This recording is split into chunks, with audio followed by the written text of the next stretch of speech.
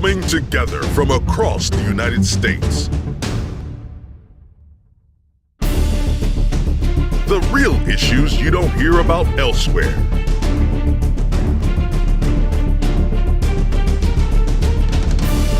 Focusing on what matters to you and your neighbors.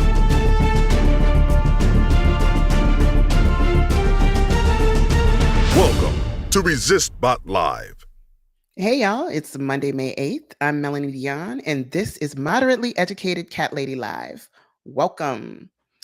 This week, I don't think there are any surprises of what we'll be talking about, so I want you to remember that Resistbot Live is live streamed every Sunday at 1 p.m. Eastern on YouTube, because after a long week of nobody liking our bumbles, working toward everyone being treated like human beings is a really close second. So thank you so much for joining us. If you're listening on a podcast, you can join the conversation by using the hashtag LiveBotters. On Monday, May 8th, someone leaked Associate Supreme Court Justice Samuel Alito's 68-page burn book entry disguised as a draft opinion. It alleges that since women didn't have autonomy in the 1700s, then it's more or less in the best interest of the country that we just continue to ride that train, trampling the rights of anyone who has a uterus. Cis women, trans men, our non-binary friends, anyone. Your body is a political talking point for our government. And though the opinion posits that this logic won't affect freedoms like racial equality or voting or gay marriage, it's important to remember the most important characteristic of Alito and people like him, the most consistent, I should say. They're going to lie to violate the freedom on which this country was founded. And that's the freedom of religion. Because when you get down to the abortion debate, it always becomes a religious one. Now, as a Generation Xer, I don't know a world without Roe.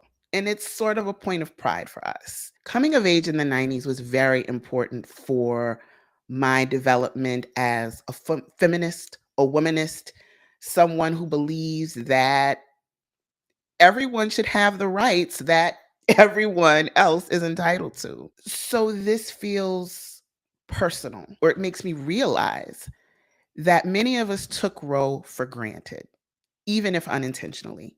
The most important thing to remember, though, and that we all agree on here, is that democracy is the will of the people. And the people, by and large, believe that a woman's bodily autonomy is of paramount importance over her reproductive health and safety. These are the things that matter. This is how our country functions, not just for the some, for all. So this week, fellow Gen Xer and Resistbot Liver Susan Stutz and I were able to have a one-on-one chat about how that draft opinion affected us and also what our responsibilities are to the generations coming behind us. So let's take a look at that. So Susan, here we are, just a couple of gals thinking we were going to have a relaxing Mother's Day. What is this like for you? And I'm asking this of the women in our age group, because we've always known Roe. This has always been something that's synonymous with Generation X. Call it naivete, call it wishful thinking.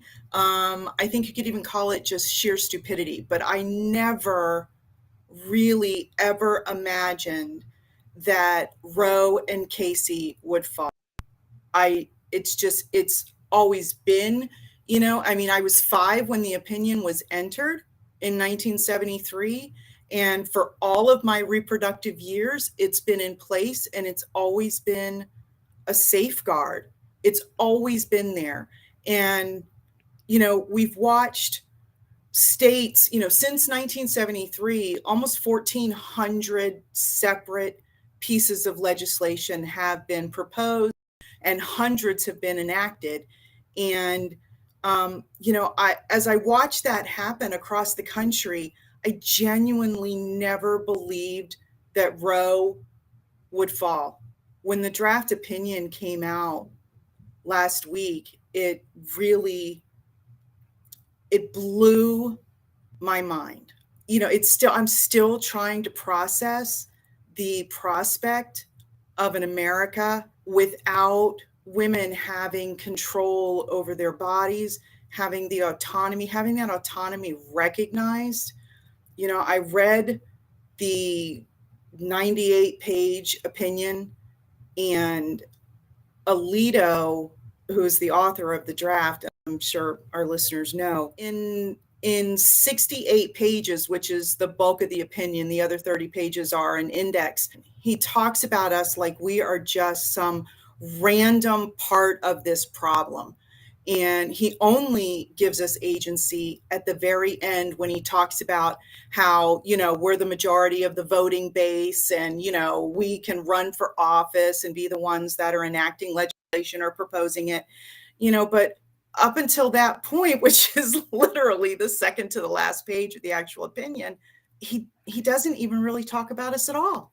And let's even talk about how that's crap, because every week we're seeing how district lines are being drawn in favor of conservative politicians, conservative talking points. So for him to throw out there, well, if women want to do it, then they can run for office, when you know that you're sitting on things like the Voting Rights Act, and when we know that these things are just stalled. Yeah, we can run for office, we can propose legislation, but when you're having districts gerrymandered all across the country, that makes that argument a little less fruitful, or rather a lot less fruitful.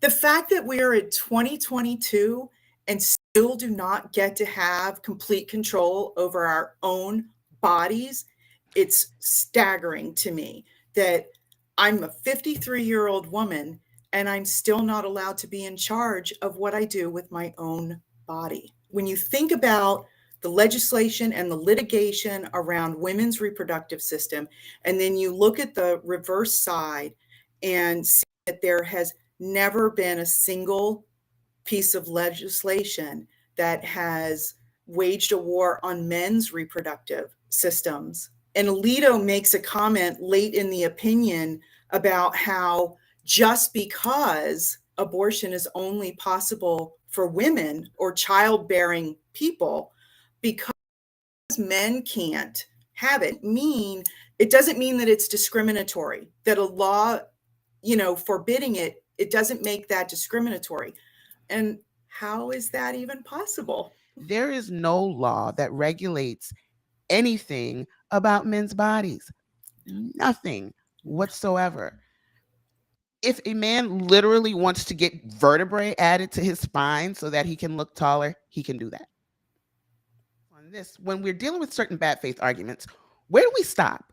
Where do we decide? Because I look at, like, we're both, more or less online. We're on Twitter or Facebook or whatever, and we'll see these endless debates that don't really go anywhere. The people who are pro-abortion, pro-choice, wherever you fall in this, what's becoming a spectrum, and the people who are against abortion, and I refuse to dignify that position with pro-life, because you don't believe in healthcare, you don't believe in paid family leave, you don't believe in mental health care, which anyone who would do just the most casual glance at postpartum care would know that this is something that is absolutely necessary. So you're not pro-life, you're pro-legislating women's bodies. And unfortunately, you can huff and puff, but women and people who do not want children are always going to get abortions. This law does not stop that. Now, what this law will do is create a more difficult scenario for an already overtaxed healthcare system. And I'm using that very loosely, because we're not coming out of COVID. People are just ignoring it. Right. So we're coming out of this one big healthcare crisis that we're finally just really getting eyes on, to be perfectly honest, because it's still terrible. People are still catching and dying of COVID, but we're doing this and creating a completely different health crisis. Yes. That does not have to exist. When you're not engaging decent people, you can't expect like a decent response. So when we say women will die, we also have to remember we're dealing with the same people who saw elderly people poor people, people with disabilities dying of COVID, and we're like, some people gonna die, I guess. All of this is because we've become too mouthy, and I guess apparently have too many cats. I'm sorry, I've seen the men that you want me to give up my cat for. No, thank you. I'm good. Like it's just not, it's not worth being appealing to this system. It's going to be, as you said, another healthcare crisis, because abortion does not go away. Women have been having abortions for centuries, since they understood minimally about their body and their reproductive system. They have taken steps to avoid being pregnant. In terms of the civility, we live within these constructs that have been around for hundreds of years. Women were chattel, we were property up until the 20th century, and not even the early part of the 20th century. It was well into the 20th century when we were no longer considered property and chattel. And we're entitled to our opinions. We're entitled to advocate for ourselves. And what's really disgusting about that part of this is when men advocate for themselves, when they take a firm position with stern wording and attitudes, they're just being men. Mm-hmm. When you and I do it and we stand up and we say, no, we're not going to take this crap anymore. Well, we don't fit into that. Well, women are feminine and nice. And, some of us just aren't feminine and nice. Some of us want to be seen as individuals. And the dangling carrot, if you're nice enough, I'll let you have this. Mm-hmm. Yes. I don't want to be nice. I want to fight. Yes. When somebody tramples on me, I want to kick ass. And I'm not going to not do that to ingratiate myself to the person trying to harm me, hurt me, roll back what's mine. Where do we stand as, like, you're 53, I'm 45. This doesn't affect us as much on a personal level Right. of Mm-hmm. our individual bodies, your body, Yes. my body. We're kind of on the tail end of that. But let's think about it just from the standpoint of, if we do, if one of us were to actually get pregnant at our age, the things that we would have to consider. The things that we would have to consider, 100%. And I get to look at that from a very privileged lens. Mm-hmm. I've got a lot of options open to me. And going back to the opinion, that's one of the things, that's mentioned in here. Alito actually talks about how, there are avenues open to women, in terms of birth control and family planning and things like that. And just disregards entirely the privilege that comes along with those options, and how not everybody has the same access. We just don't.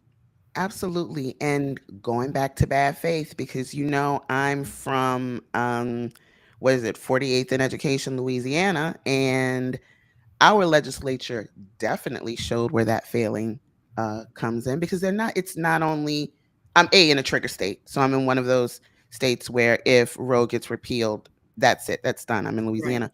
Right. But there was a new bill yesterday that's not only coming for abortion, but also abortion pills, IUDs. An IUD, which I have, they want you to be charged with, as the bill is written right now, could get you charged with murder.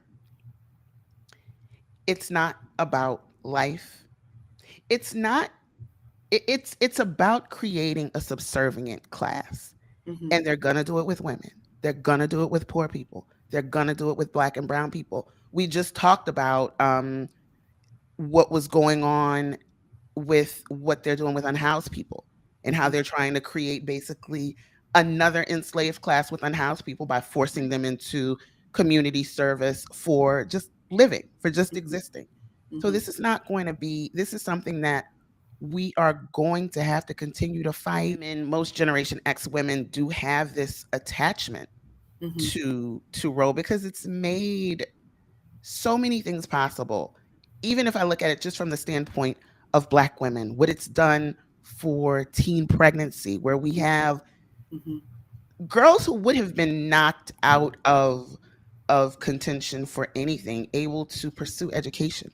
We have the most rapidly growing higher education demographic is women, and if I'm not mistaken, Black women, Mhm. because not unrelated to the privileges, the opportunities that Roe offered. Right. Being able to have some kind of choice and not just letting life happen to you. Right. We love kids. We love kids. Kids are great. Society is, they're a very wonderful part of our society. But as a parent, and I'm sure you can agree, this ain't something you want to do if you don't really want to do it. 100%. There are several women in my life who have always known that children were not in the cards for them. And, that's something that they've recognized about themselves. And, that's got its own set of problems because people cannot accept that a childbearing individual would not want to have a child. Control fails, Yeah. assaults happen. Also, birth control is, I don't want to leave this out because this, and it circulates on social media, but we also have to explain that, we some big folks in the United States of America, Mhm. and birth control has a weight limit. Yes. I believe the abortion pill has a weight limit of 155. Birth control pill has, last I recall, 198. Wow. In a country And where our average weight is, our biggie you know, size. we're right back at controlling women's bodies and Mhm. keeping women subservient because, again, we've gotten too overeducated and mouthy. We've gotten overeducated and mouthy, and we've finally decided that we're not going to sit back and take it and just let, the men in glass houses decide what happens to us and for us and about us. And I say this out loud as much for myself as for anybody else. Don't give up. This isn't the Yeah. end. So before we let you go, Susan, what is it that you want our folks to walk away from after this conversation? And recognizing that it's very easy to be discouraged. It's not over until it's over. And it's not. There are still going to be states where this is permitted. For a lot of us, we'll have to turn our attention to the fundraising. You're still going to have a section of the population that is privileged again and is going to be able to pick up and go to another state easily to get the health care that they need. And make no mistake about it, abortion is health care. For anybody who says it's not, that's not true. It is absolutely healthcare, and it's necessary healthcare. But you're going to have people who don't have the money to go somewhere else. I know for me, it's a lot of it is going to be dipping into my pocket Mm-hmm. and trying to help those that I can because I can. That's exactly how I was like, yeah, I'm mama now. I have the purse, Right. and Right. this is how we, it's the same as when we help our kids. Exactly. Adults though they may be, and it'll be a lot of mamas and daddies and everyone in between, aunties, uncles, whoever, opening up Yes. purses for people who need this care. So there's so much about generational, Hmm. fighting and all of that. But this is really one of those things. As a Gen Xer, I think this is something that this is ours. Yes. And we really need to, this is not the time to fall back on that. So thank you so much, Susan. I'm so glad that you were able to join us on, and let's talk about how this was supposed to be our weekend off. Can we go back to that again? So thank you. Thank you for taking the time because this is It's my very pleasure. important. This is And hugely important to me. It always has been. It's, I was not politically aware growing up, but women's reproductive rights were instilled in me at a very young age. And so it's something I've always believed in. Right. even when I didn't have political leanings, I knew that my body was not for Yes, other exactly. people's decision making. Yes. So thank you so much, Susan. My pleasure. Our favorite question here at Resistbot Live is, who's doing the work? Whenever policy impacts people, there's always the people who stand up and answer the call and point us in the direction to go, especially when it comes down to protecting our freedom. I was able to talk to Helmy Hinken, also known as the Abortion Fund Link Fairy, and Robin Wilson Beatty, a veteran in sexual and reproductive rights, not only for women, but also people with disabilities. They were able to talk to us about not only what the work looked like before, but also what they're doing now to prepare us for what lies ahead. So let's listen into that. Our focus this week and every week is always on who's doing the work. So when that draft opinion came out, there were people who absolutely sprung into action. One of those people was Helmy Hinken. Hi, Helmy. Welcome. Thanks for having me. Thank you for joining us. Thank you again also for joining us on our wonderful Twitter space Tuesday night. Let's talk a bit about what Roe looked like, or what this work looked like before Monday and then after. But before I do that, we have one other guest, and that is Robin Wilson Beatty. Hi, Robin. Hi. Welcome. Nice. Thank you for inviting me, and it's nice to be here. Thank you so much. Thank you both so much for joining us. I'm going to start with you, actually, Robin.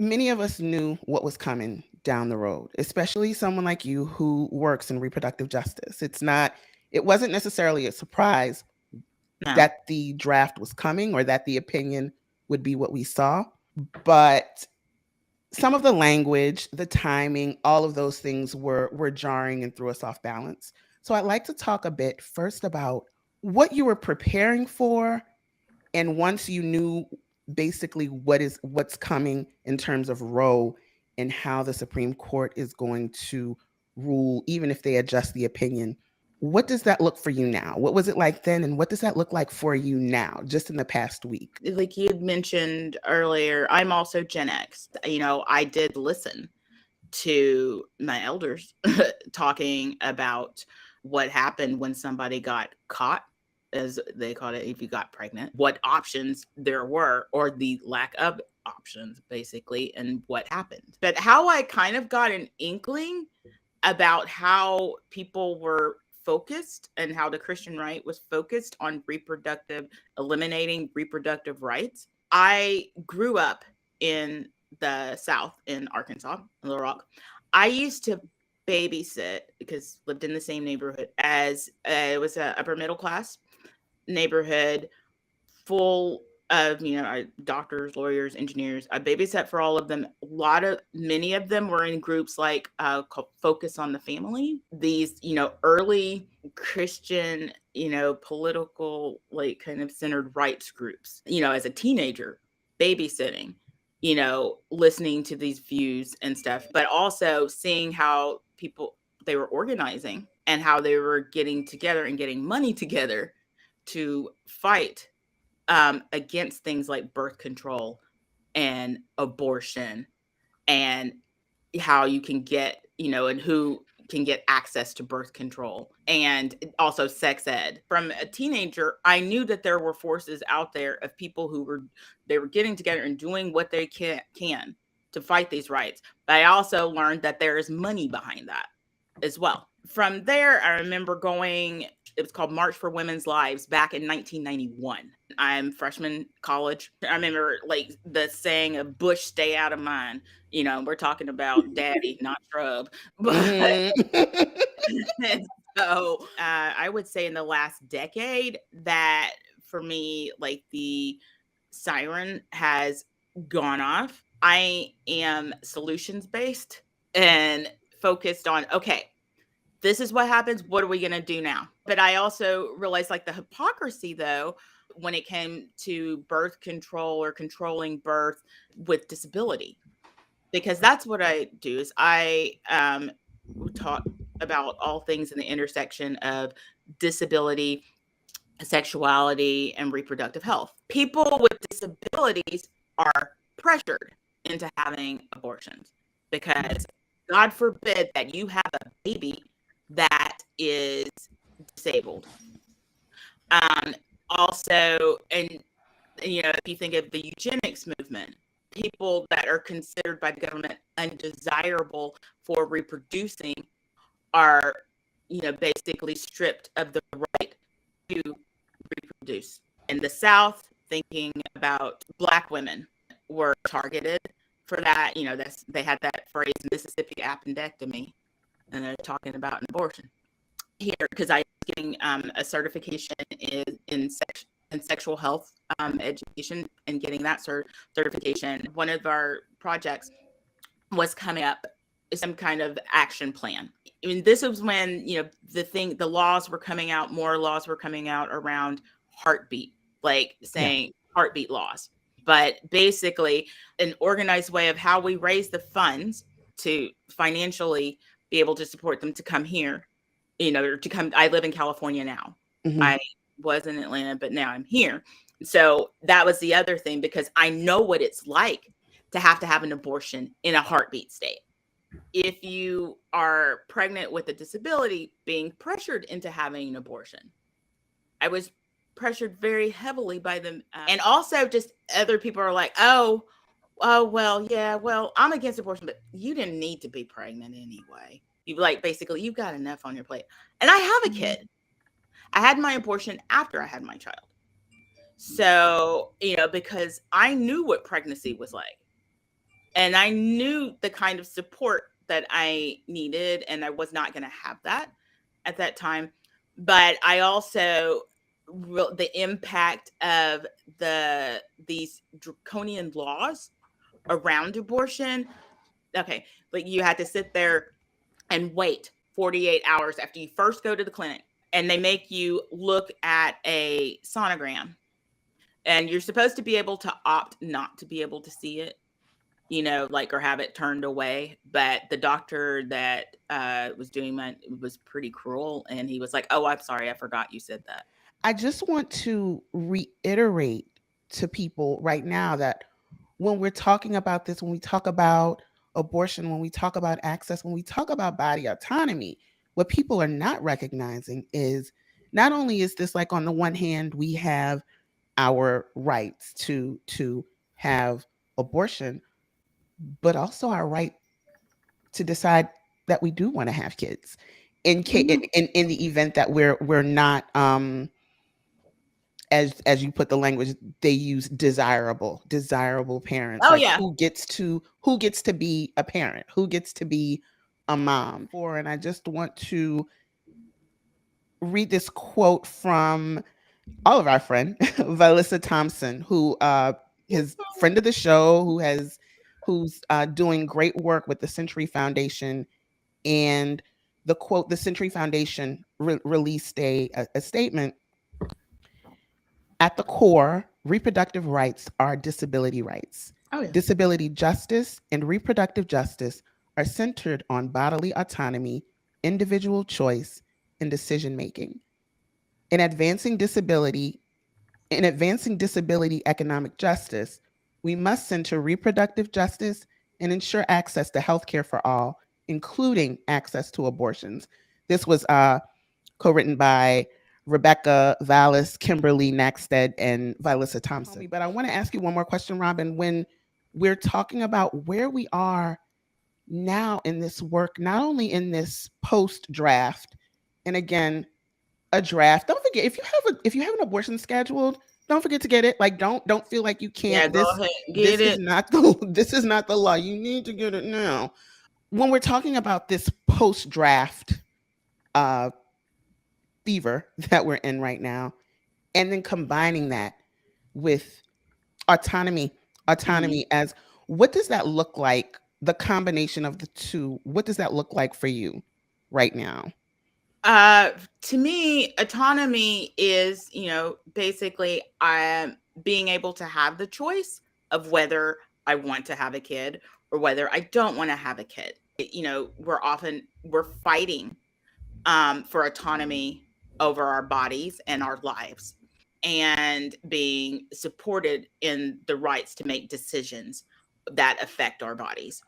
I want to ask one more question. When you're not only for yourself, but also when you're educating other people who need abortions, or educating service providers, what is the thing that you think people need to remember most when servicing people with disabilities, especially and right now we're talking in the realm of abortion and Okay. healthcare? What is the thing that you want everyone to walk away from this conversation with regarding abortion care for people with disabilities? Abortion care needs to be accessible.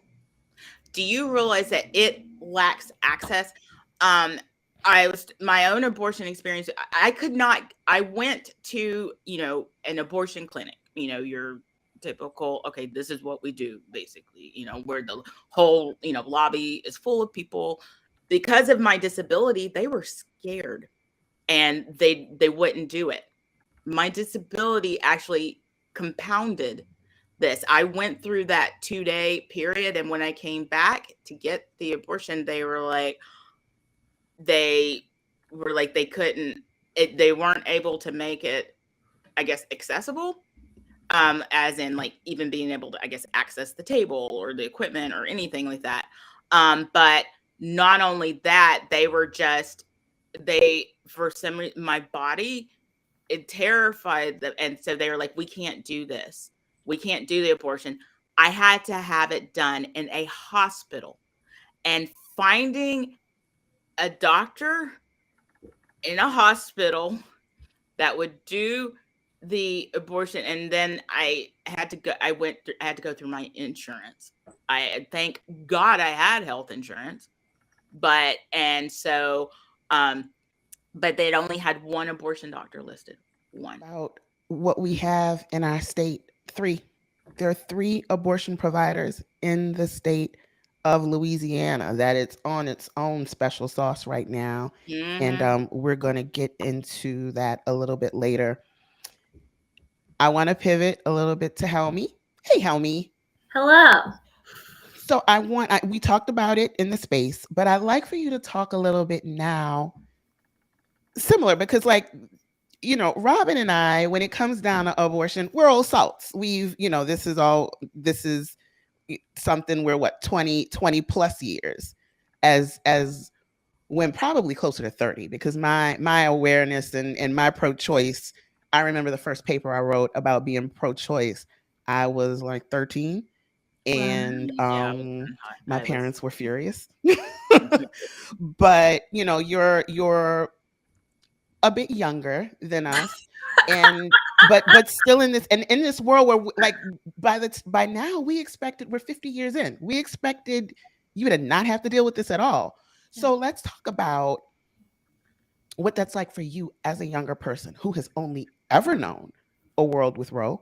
What the work looked like for you, kind of how you sprang into it, and what it's looked like for you in the last week.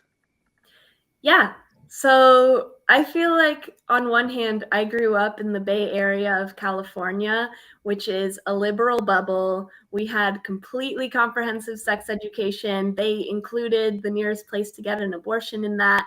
And then I moved to Tuscaloosa, Alabama for college, which is where I started my repro activism. I first got plugged in to reproductive justice activism through being a clinic escort at the abortion clinic in Tuscaloosa, which is one of 3 in the state. And that led to opportunities to co-found an abortion fund and then become the leader of that clinic escort group. I also had opportunities to canvass around different repro-related issues. For example, there was a constitutional amendment that passed when I was living in Alabama that makes abortion outlawed without exceptions when Roe is overturned. So I feel like in terms of my experience as an activist, I've only known this world where abortion is constantly under attack, where abortion has been systematically stripped away. Access has been stripped away for decades. People know about Roe. There was another Supreme Court case called Planned Parenthood versus Casey. And essentially what that decision did is it created this undue burden standard. So abortion restrictions are okay as long as it doesn't provide an undue burden to the pregnant person. And so, as you can imagine, anti-abortion legislators took that and ran with it. And so in the majority of the country, we've been living in a post-Roe reality for so long.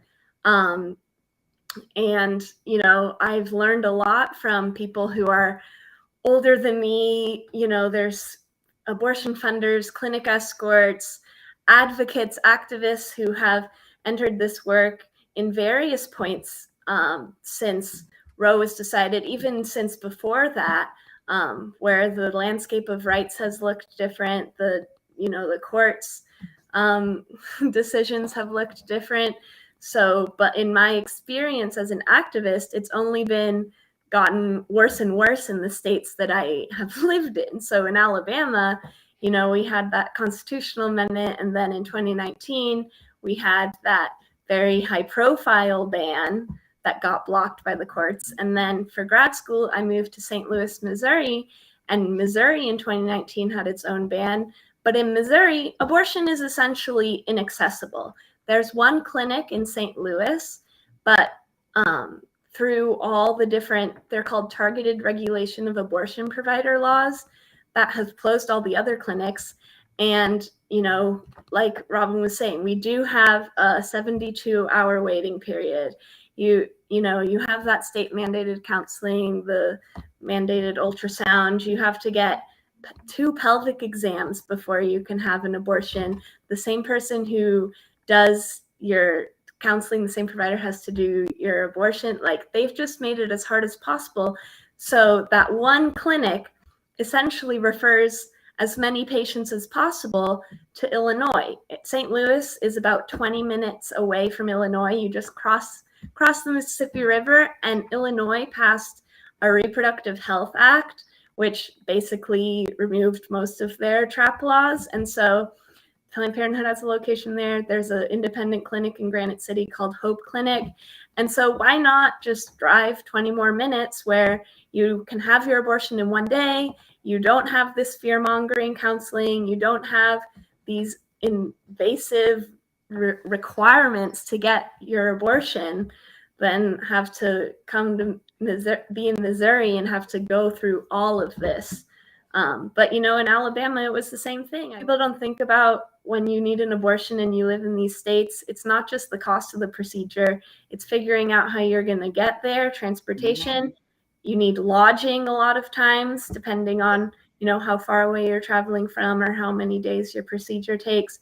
You need childcare. You need to take time off work. There's all these additional costs in addition to the financial costs and all these additional barriers that people have to navigate.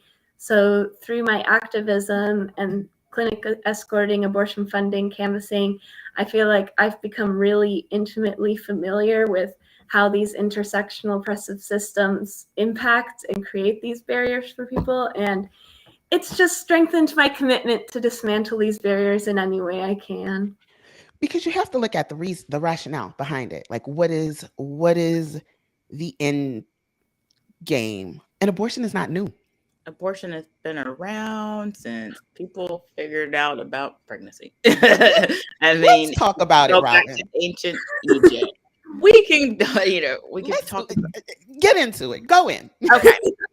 One of the things I shared an article, but something that slaves used was cotton root, which is an extract. I have this, you can get it on Amazon, to have in order to have abortions, you know, because, you know, not wanting to have a child that is born into slavery. You know, there have been all kinds of remedies and things that people have talked about for centuries.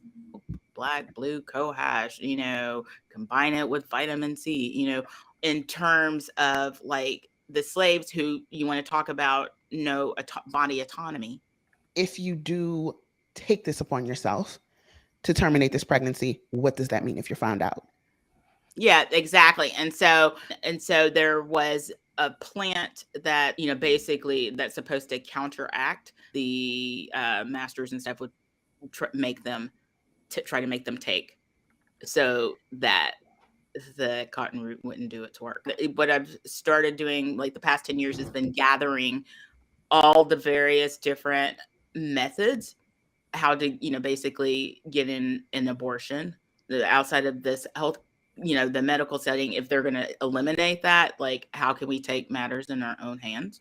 Women have, shared this kind of knowledge with each other for, millennia, but especially after getting pregnant, after experiencing, what it was like to get an abortion in, the South. And, and this was in, like in Atlanta, and, Atlanta is a big city, but, it's in Georgia and those laws. And, but I also found out too, though, if you have money and all this other things, like you can get it in a hospital billed as a DNC. And that's how my abortion was billed. I'm glad you mentioned that, because when we talk about this opinion, this draft opinion, this coming opinion, however you want to look at it, it's not going to stop women from having abortions. Oh, no. Before Roe, after Roe, people who do not want to be pregnant will stop themselves from being pregnant. The only thing that it is standing in the way of is people being able to do this safely.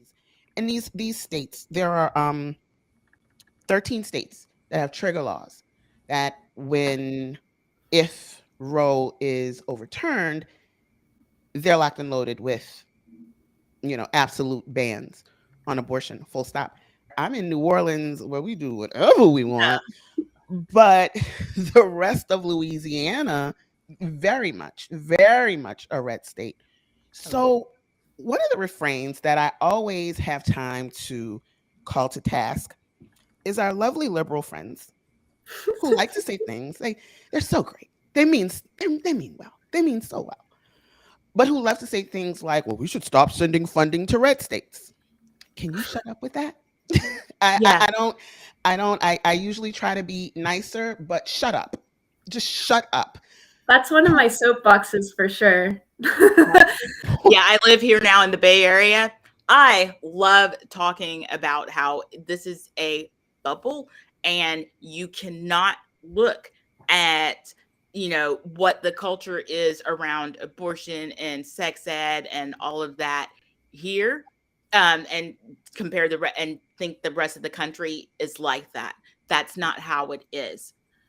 Like you have those few pockets, and yes, there are those states, and that is the majority of the condensed population. But when you start spreading out, that's not everybody's reality. And it's definitely every blue state is really a red state that's lucky enough to have a couple of large blue cities.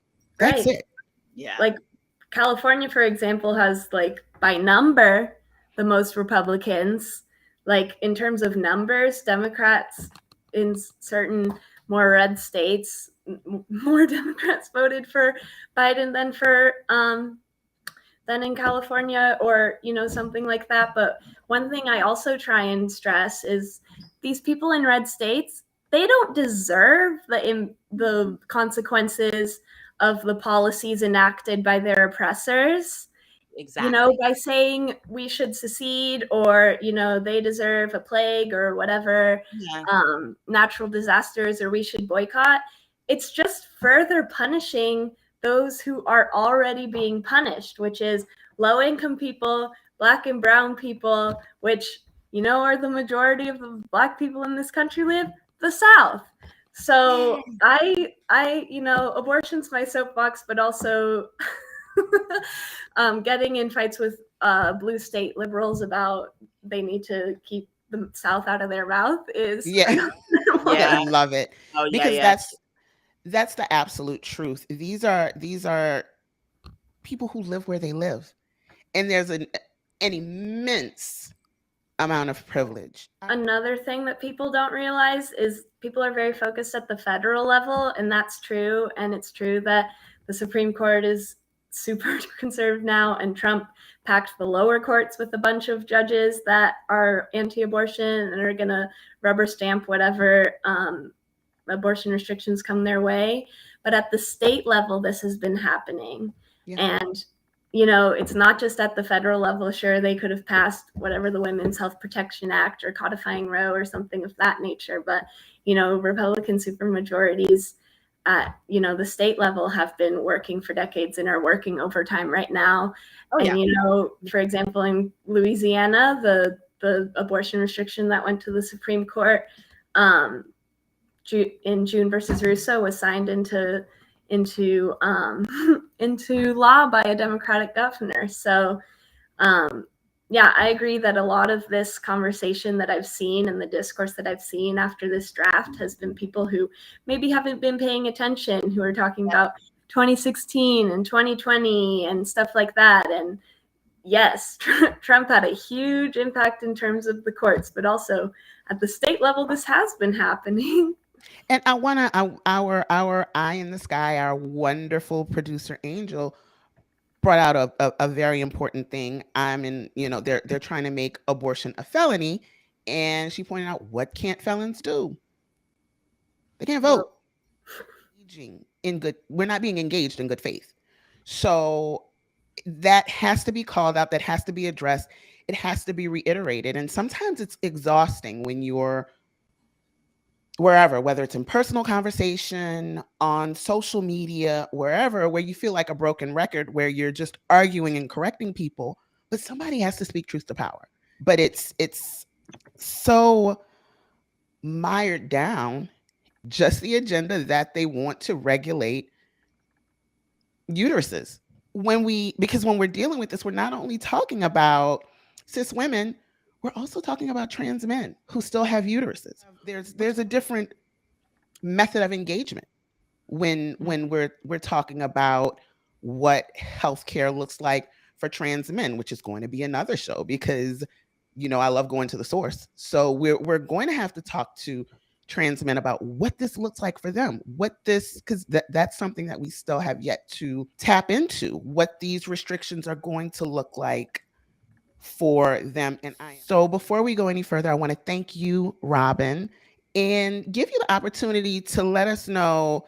I like to ask everyone, we have, obviously the abortion issue is on all of our plates, but I'd love for you to talk about what else you have your eye on and what organizations that you would like to shout out that you think our audience should know about. I have my eye on, several things because I feel like they're all related. And one of my causes is education, and people having access to education and being able to have access to have education.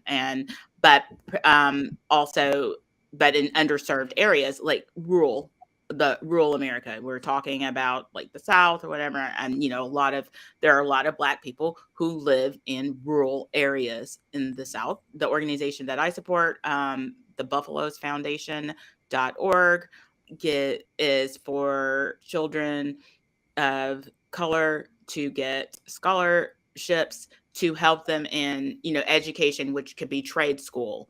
It can be, to help you get your tools for trade school, or something like that, or, it can go towards college or grad school. That is an organization that is dear to my heart, and one that I wholeheartedly support. Thank you. And one more thing, can you let the folks know where to find you?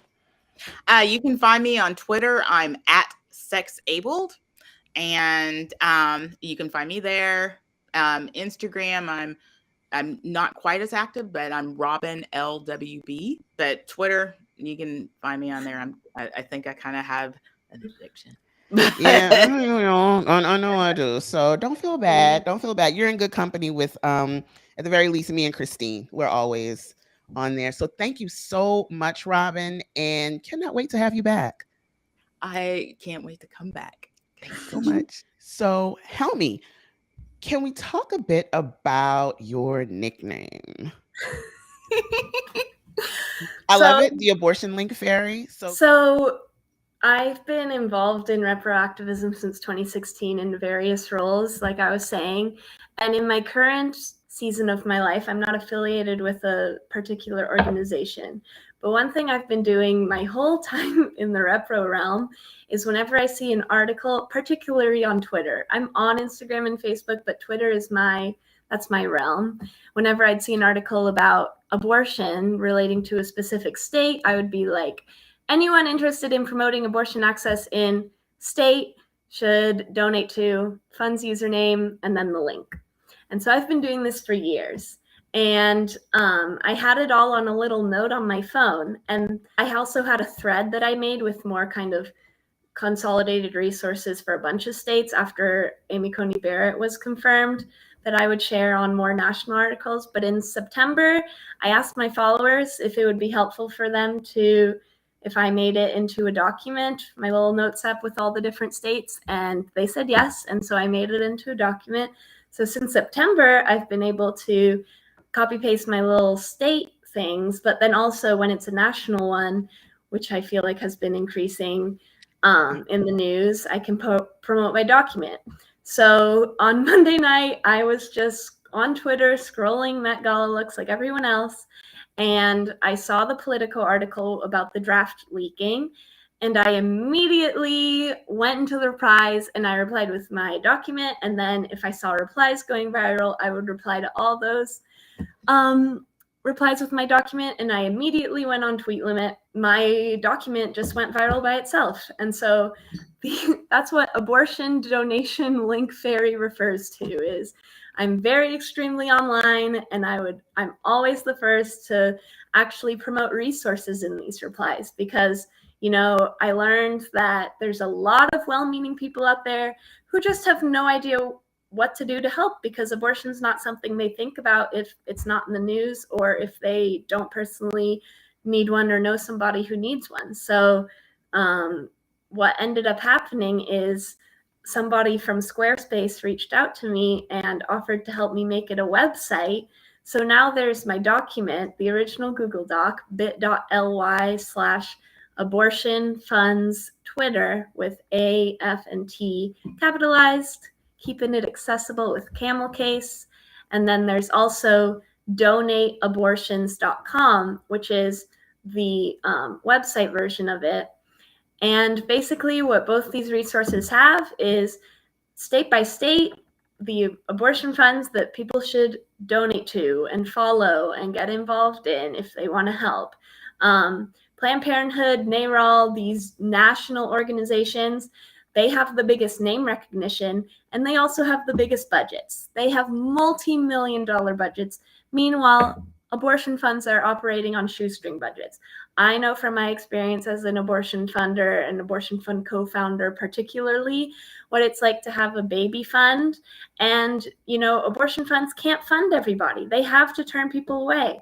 You see posts on social media all the time of abortion funds saying, we reached our monthly budget limit, or our helpline is closed.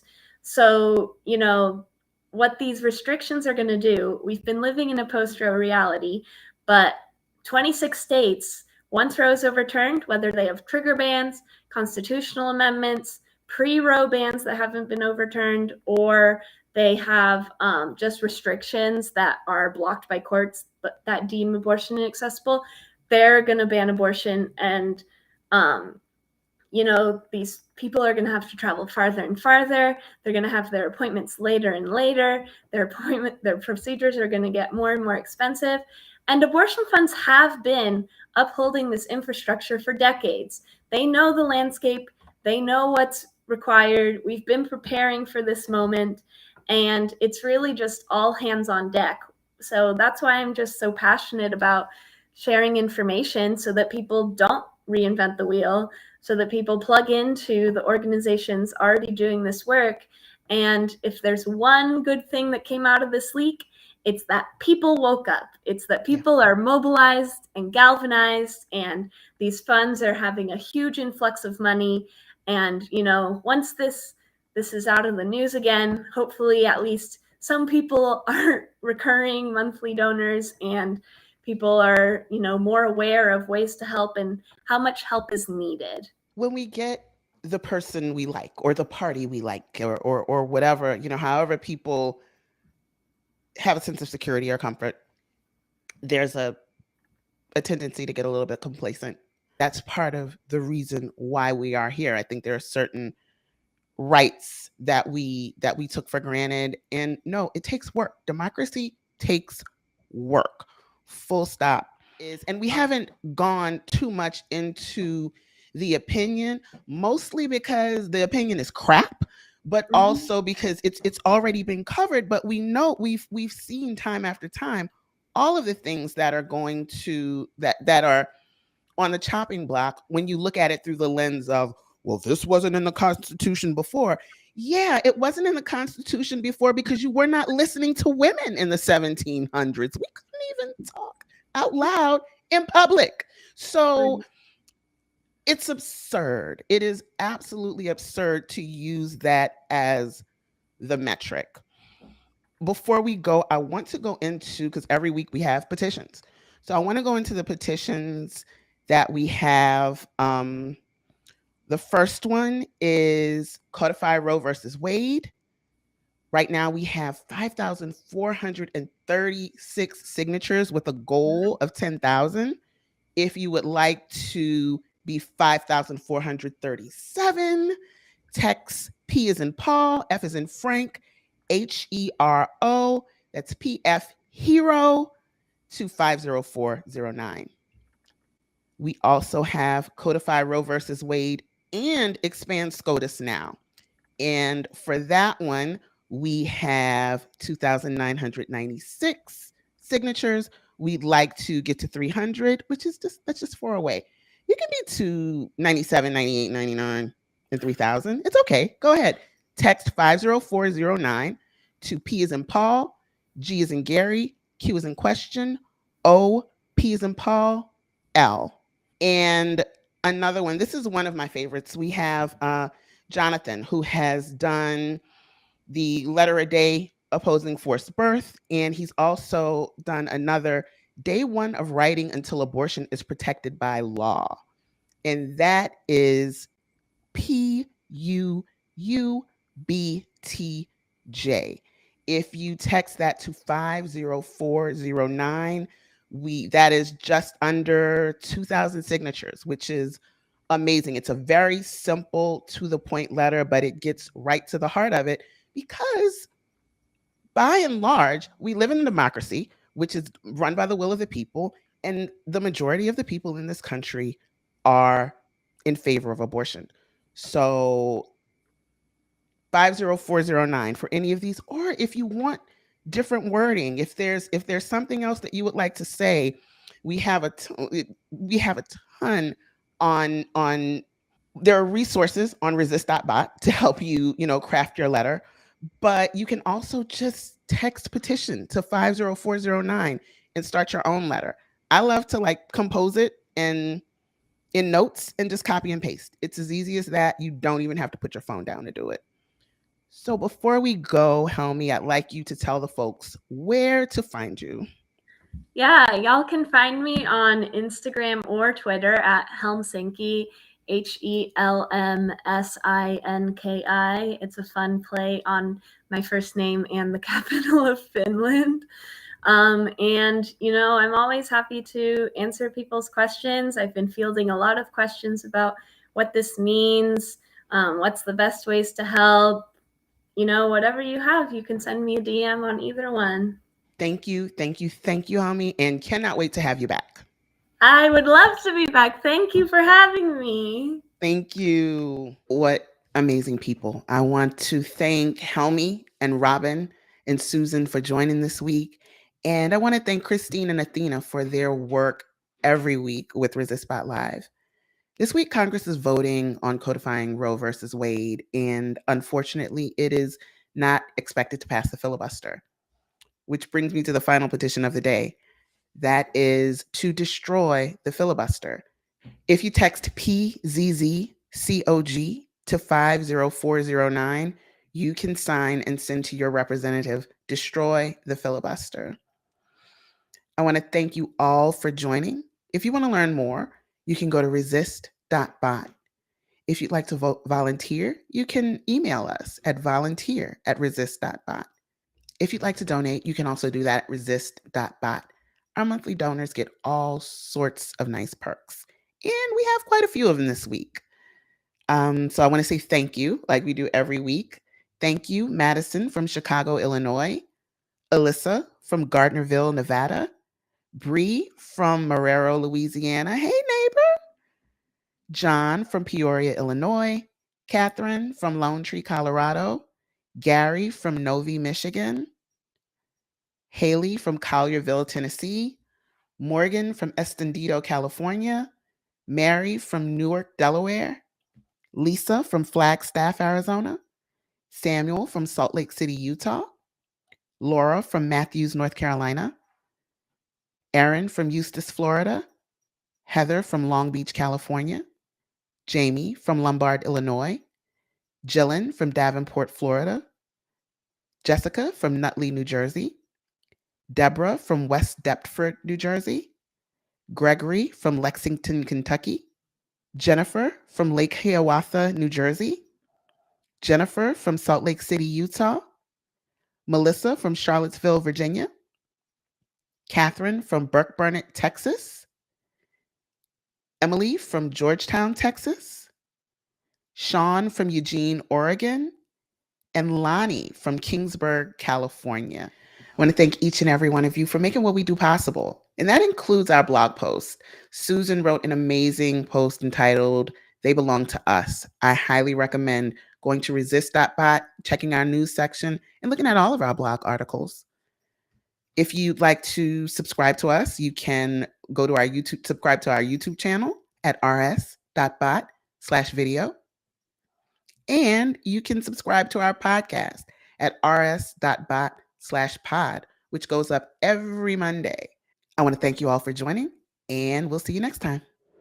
Resistbot Live originally airs as a live stream every Sunday at 1 p.m. Eastern on Twitch, YouTube, Twitter, and Facebook, and is brought to you by the same folks behind the chatbot. If you haven't used Resistbot before, it's simple. iPhone users, go to resist.bot on the web and tap the iMessage button. Non-iPhone users, open your text messaging app and compose a new text message. For the phone number, type 50409. In the message field, type resist or any of the keywords you heard on the show. You can also direct message Resistbot on Twitter or the Telegram app. For a printable keyword guide and more resources, visit our website at resist.bot. Our website has a complete guide to creating robust public policy or voter turnout campaigns, and we're here to support your activism. Email support@resist.bot if you need help getting started. Resistbot is a non-profit social welfare organization built by volunteers and supported by your donations. You can donate on our website or email volunteer@resist.bot if you want to join our team. Resistbot Live is moderated by Melanie Dion. Our regular panel includes Athena Foulé, Christine Liu, Susan Stutz, and Dr. Joseph Kuhil. Thank you for listening.